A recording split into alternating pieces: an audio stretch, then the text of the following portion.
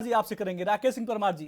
सबसे पहले रिएक्शन ये रहेगा कि देखिए जिस प्रकार से जो बजट पेश किया गया है उसमें कहीं ना कहीं मिडिल क्लास को एक बड़ी राहत दी गई है, लेकिन जो प्रतिक्रियाएं राजनीतिक सामने आ रही हैं उनमें कहा जा रहा है कि ये चुनावी बजट है और यह भी कहा जा रहा है कि सपना बेचने का काम किया गया है। कैसे देखते हैं आप? नमस्कार। आपके जी परिचय नमस्कार। के साथ आपके सभी दर्शकों को मेरा प्रणाम।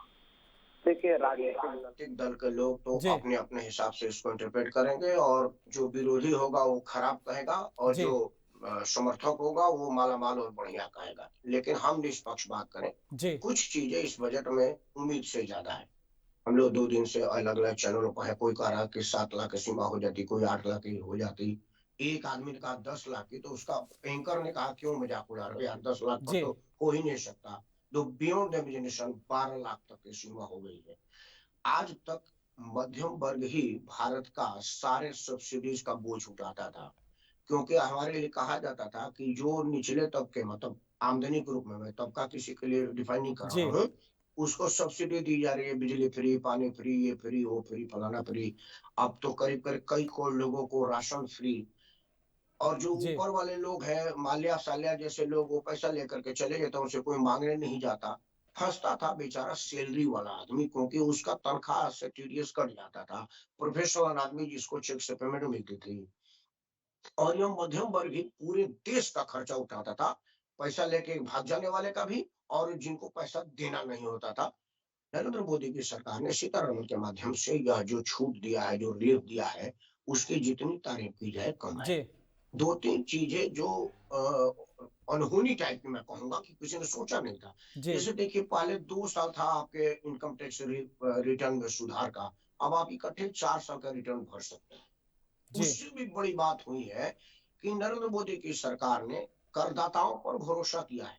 जो रिवाइज होता था, जो स्कूटनी में केसेस जाते थे, उसमें अगर आपका केस स्कूटनी में चला गया तो आप इनकम टैक्स के ऑफिस का चक्कर जी लगाए और अफसरों के डर के साए में जिए।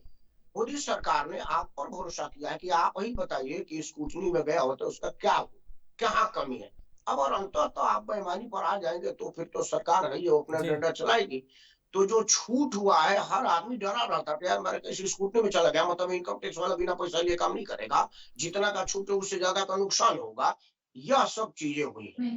जो नई महिला उद्यमी है, उससे स्टार्टअप चालू करने जा रही है, उसको अभूतपूर्व पैसा मिल रहा है। स्टार्टअप से देश की बुनियाद मजबूत होगी। कोई जरूरी नहीं कि टाटा बिरला इस देश में कंपनी चलाते हैं,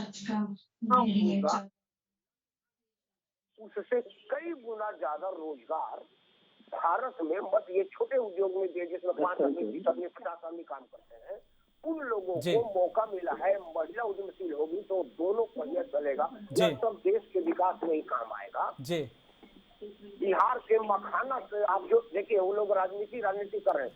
आप एक बार मखाना निकालने वाले मजदूर को देख लीजिए, जमीन से तलहटी में मखाना का बीज मिलता है, उससे आप पानी में डुबकी मार के निकालते हैं, जी फिर उसको उसमें पत्थर में से मखाना निकलता है। मैं एक बार मखाना के में गया था, तो मैं कहा कि यार इनको तो 2-3 करोड़ रुपया मिलना चाहिए। मतलब जितना ज्यादा उनका मेहनत है, आज उसका एक बोर्ड बनेगा, उनके हितों की रक्षा होगी। वो एक मखाना के काम करने वाले लोग उसमें होंगे तो उसके दुख दर्द को समझेंगे। इन सब चीजों को देखते हुए मैं सीतारमण जी